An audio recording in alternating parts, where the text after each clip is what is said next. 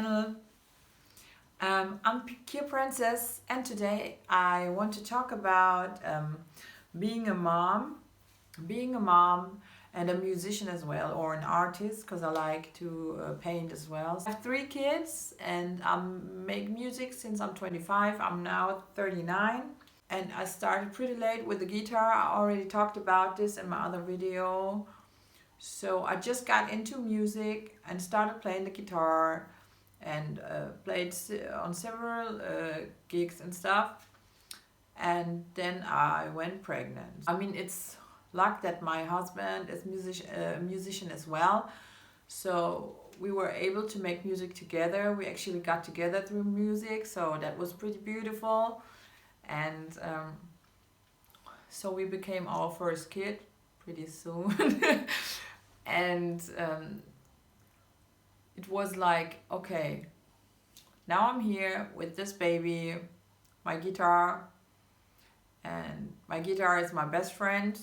But what about this baby? It came out of my womb, so it was really hard the first times, because you are about feeding the baby. You're all into it. You're super insecure when you're a mom. The first kid is always like, oh, what to do next? Oh my God, why is this crying and stuff? Okay, I mean, I had baby blues. I was depressed because it was like, okay, and this is it now. And now I'm locked in this motherhood and nothing else is coming. But I realized that when I stop playing the guitar and stop making music, I will end up in a mess. And that was some turning point where I started realizing I have to do something. I have to catch up with the guitar when the baby's sleeping, at least for 1 hour. And my first kid wasn't a good sleeper, so during the day she was really into wah wah wah wah. She was like really active. So, and then I was like, okay, even when it's a half hour, I will play the guitar. That's something I do for myself. It wasn't about being a super duper musician or stuff. It was about being myself. Because when I play my instrument, when I sing, when I paint, when I write, that's me. That's me. That's totally me and nothing else. That's pure source out from my heart and soul. So it was good that I kept playing. Even the half hour was okay. So today I want to break down my 5 rules that really help me in complicated times, or help me to keep on striving. Yeah, so that's the first goal, like keep on striving. You should keep on striving no matter what, and it doesn't matter. It's not about like putting your kid to the side and not caring anymore. It's about keep on striving to be your true self. Even when you got 20 pounds more, even when your clothes are dirty from the kids and stuff, still keep on striving. Try to smile in the mirror in hard times. That really helped me too. Like, just when I saw a mirror, I smiled at myself, and that was some turning point. It was like, okay, I can smile at myself. Because it's not about being narcissist, it's about being in love with yourself. And that's so important, because that's something, you have an identity as soon you are not a baby anymore, and you have to love that identity, I think. So get back to projects that you love, even when you put them aside, but they are still visible in some point, and you got you always have them in the back of your mind. If you think it's worth bringing it to an end, you should bring it to an end. That's really important, I think, like bringing things to an end. Because I'm the person, like, I start 100 projects, and here a little bit. Even when I read books, I read like 3 books at one time. I read 1 book when I teach, and I read 1 book when I'm here and stuff. So yeah, maybe I should focus more as well. But I think it's really important to keep on going with projects that you have in your heart, and your soul. So, and sure, in all this, there are always times when you're a mother and you think like, oh my God, this motherhood is so, it's eating me alive. They are eating me alive. This is too much and stuff. But I think to feel gratitude for being a mother and feeling blessed, that's really a major point that we should never forget as a mother, or as a father as well. Sure, we shouldn't forget that. It's a blessing to give birth. It's a blessing to raise kids, that you are responsible for kids and you can raise them to trees and give them all the tools they need to be better humans maybe. I mean, as much as you can give them. By the end, they are raised by environment as well and society, and they have some own thing going on. So it's kind of interesting that in the Western civilization, or mainly in raising kids, we think we have a so big impact on them. But I mean, studies show that it's not like that. There is some natural thing going on that they bring to this life, and some character, and some how can I say it? Yeah, and you can only help them to get that totally out, the good things inside, and you have nothing else to do. I mean, what else? Sure, kids love rules, and that's the next thing, like make clear rules with your kids. I'm not a master in it. Oh my God, I'm so a mess.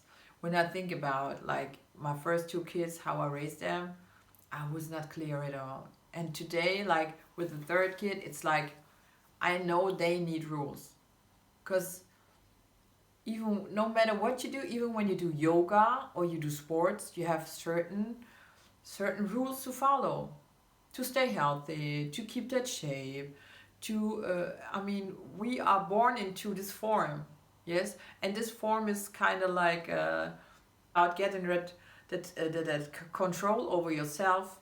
That's like some main thing that we have in Elevism, like to control yourself. And I was never aware of that since I got my third kid. So if I would be a mom today and I would get my first kid, the first thing I would do, like as soon they start walking, I would give them straight rules. When they are 10 months old, they need rules, really. Even when they cry. I think that's important. Like to say, now we clean up together. Now we do all things together. Not like, what do you want? How can I help you? Okay, you can ask that for one time. But I think we have to raise our kids to social beings and not in an egoistic way or selfish way that they only think of themselves. I mean, where will it lead us as a society when kids only think about themselves, what their needs are? It won't lead us anywhere. So I think it's really important to do with the kids everything together, even the housework. Come on, help me, bring the dirt out and garbage out. Yeah, okay, now we clean up the room together, put the things there. I think it's important. Right now you have this thing with this attachment parenting where parents are really insecure, because on one hand you got this old school style from back in the days. Oh my God, I'm changing the topic right now. Okay, whatever. Make clear rules with your kids.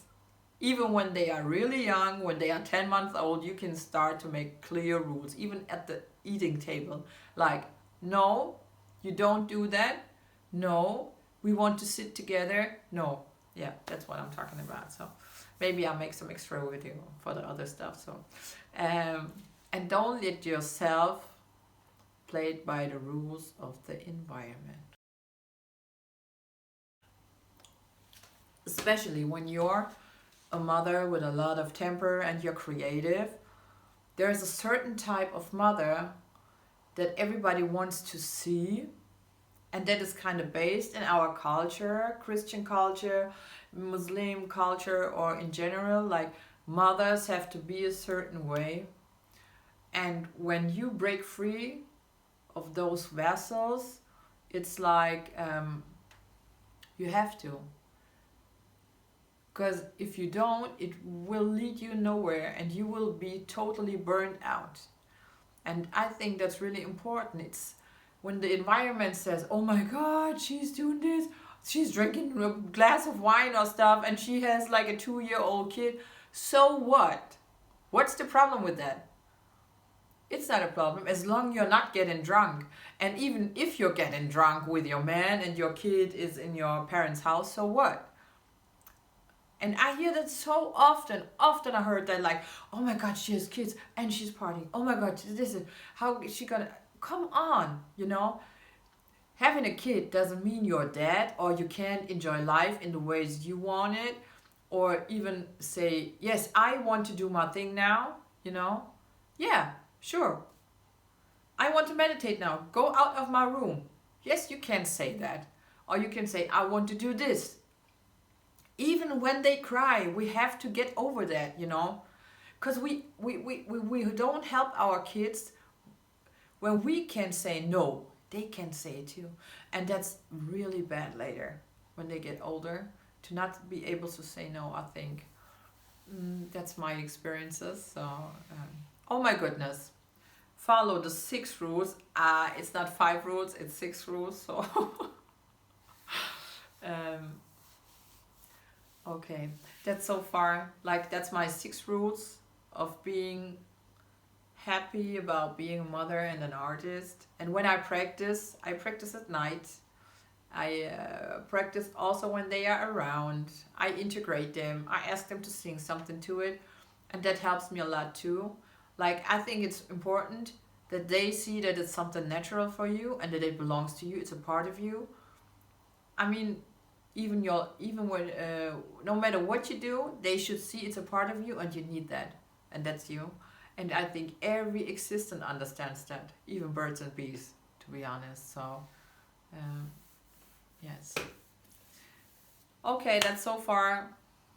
Don't forget to subscribe. Let me know what you think about this topic, and maybe you're a mother and an artist or musician and you were in a struggle as well. Share it with me. It would be awesome. Take good care. See you next time.